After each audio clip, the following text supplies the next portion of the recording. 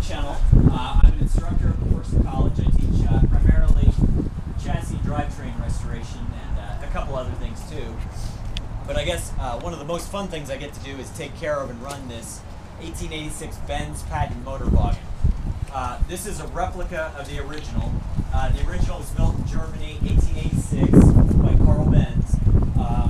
Benz later went on with Daimler and some other people to form Mercedes-Benz. And so this is actually the progenitor of all Mercedes-Benz from then on, and basically the first working automobile. This one is a replica built in 1986 by Mercedes. They built a run of about 100 of these to commemorate the 100th anniversary of the original. There were two runs of them. So they built the first run in 1986, and then there's been a second one since. So there are probably about 200 or so of them running around. When they were new, you could buy one from Mercedes for about $80,000. Today on the open market, they bring somewhere between $40,000 and $50,000, depending on which ones they are and who wants them and how the economy is, you know, just like anything. So they are a functioning operating car, and they're a very authentic reproduction. They run off a fuel called hexane.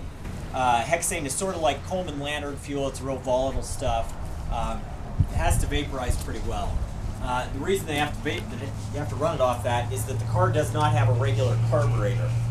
Instead of a conventional carburetor, it has a surface carburetor, which is basically just a tank full of fuel. So this big copper tank down here is filled with fuel about that high or so, and then down at the bottom is a coil of tubing that exhaust gas runs through to hopefully vaporize the fuel, and if you're living right, it works. But we'll see today. The cooling system on the vehicle is basically just this water tank right here, which relies on evaporation to hopefully cool everything off. It works, sort of. You get about 30 to 45 minutes of running time before it finally boils, and you get a huge amount of steam, and then it's time to quit. But, so it works pretty well. Got a drive system. This lever controls the drive system. You push it forward, and what happens is it shifts that belt over onto a drive pulley this way from an idler. That drive pulley then is geared to a differential which runs through chains to the back wheels. When you pull this lever all the way back, it applies a band brake, just like Model T, and it might stop. I'll go ahead and fire it up for you. I'll take it for a quick spin. I do ask that you just stay back a little ways, just for safety's sake. Those gears can get a little mean. So. Will it do a wheelie? Yeah. What's the speed? What's the top speed? Top speed 11 miles an hour.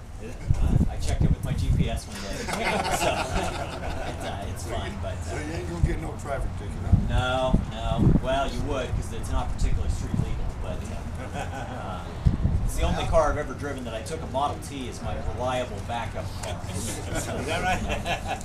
Anyway, so I'll go ahead and turn the ignition on up front here, and then I've got an adjustment up here on the carburetor. It's a combination throttle and choke. So I'll just notch that down a little bit to kind of richen the fuel mixture. And we'll see if we're living like we should today. Maybe. Close.